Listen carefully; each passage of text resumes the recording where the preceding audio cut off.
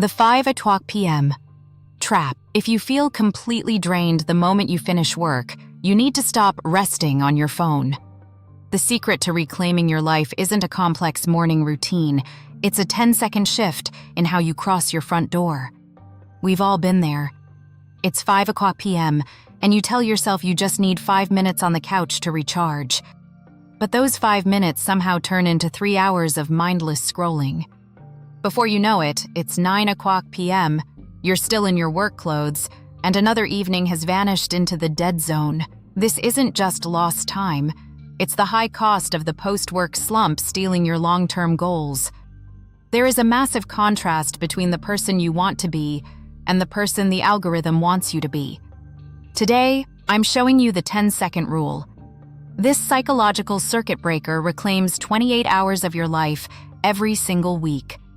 The science of the transition gap. To understand why we fail at 5 o'clock p.m., we have to look at the science of the transition gap. This is the specific window of time between finishing your professional responsibilities and starting your personal life. It's the most dangerous part of your day because your willpower is at its absolute lowest point the second you step through your front door. Think of your willpower like a phone battery. By the time you've navigated meetings, deadlines, and the commute, you're running on 1%. This leads to a state called decision fatigue. Because your brain is exhausted from making choices all day, it naturally seeks the path of least resistance.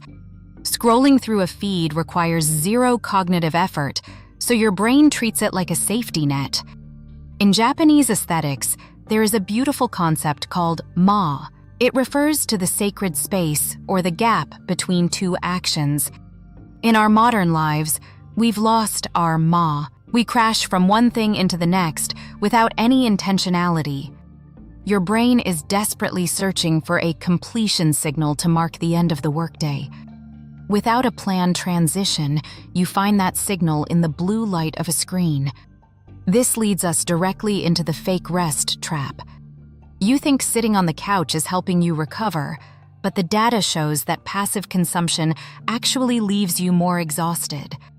It's a low-quality recovery that doesn't actually recharge your nervous system. It just numbs it. The reason you stay stuck is that your environment is currently programmed to make you fail. If the first thing you see when you walk in is the remote or your charger, that is the habit you will trigger. We often wait for a second wind of energy to arrive before we start our evening projects or head to the gym. But here is the reality. The second wind is a myth. You don't wait for energy to start, you start to create the energy. Logic tells us that we should rest when we're tired, but in the transition gap, movement is actually more restorative than stillness. When you understand that this gap is a physical and neurological state, you can stop blaming your lack of discipline. It's not that you are lazy, it's that you are navigating a transition without a map. Most people try to use brute force to get through the evening, but that only increases your stress levels. Instead, we need to use strategic minimalism to bridge the gap. We need a way to bypass the exhausted part of our brain and tap into our physical momentum. By naming this cue and recognizing the transition gap for what it is, you return power to your choice. Now that we know why the trap exists, let's look at the tool. The 10-second rule in action. So, let's talk about the solution. The 10-second rule is simple. From the moment you identify a positive intent, you have exactly 10 seconds to start the physical motion of that task. If you wait longer, your brain will talk you out of it. It'll tell you that you're too tired or that tomorrow is a better day to start. This rule works because it bypasses the amygdala. That's the part of your brain responsible for the freeze response. When you face a big goal after a long day, your brain sees it as a threat. By committing to just 10 seconds of movement, you prove to your nervous system that you are safe. You aren't climbing a mountain, you're just moving your body. The first step is the pre-arrival decision. You must choose your launch task before you even get home. If you wait until you're standing in your kitchen to decide what to do, you've already lost. Decision fatigue will win every time. Your launch task should be something tiny and physical.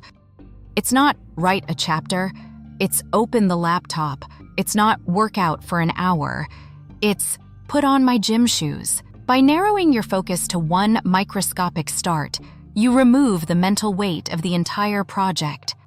Next, we use the threshold trigger. This links the 10-second rule to the physical act of opening your front door.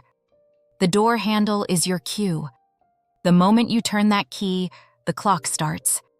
You have 10 seconds to move toward your launch task before you allow yourself to touch the couch or your phone. This creates a new completion signal for your brain. Instead of ending the day with a screen, you end the transition with a win. To make this work, you have to eliminate friction. This is where you set out your 10-second tools the night before. If you want to exercise, your clothes should be sitting right by the door. If you want to read, the book should be on your pillow. If you have to hunt for your tools when you're tired, you will quit. Strategic minimalism means picking one high-leverage task instead of a long to-do list. When you try to do everything, you end up doing nothing. But when you commit to just one thing for 10 seconds, you create immediate momentum. That tiny spark of energy is usually enough to carry you through the next 4 hours. You'll find that once the shoes are on, the walk is easy. The hardest part is always the transition. By mastering the first 10 seconds, you master the entire evening. This shift turns you from a passive consumer into an intentional creator.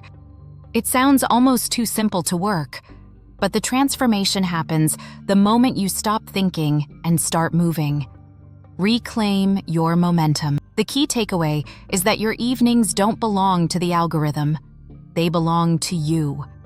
By using the 10-second rule, you reclaim the power to choose how your day ends. I want to give you a challenge. Tomorrow, the very second you finish work or walk through your door, apply this rule. Pick one tiny task and move toward it within 10 seconds. Don't worry about being perfect. Just focus on being intentional. Consistency in these small moments is what leads to extreme results over time. If you found this strategy helpful, let me know your 10-second win in the comments below. Hit that subscribe button for more practical ways to optimize your life and protect your mindset. You have the tools now. Go reclaim your time.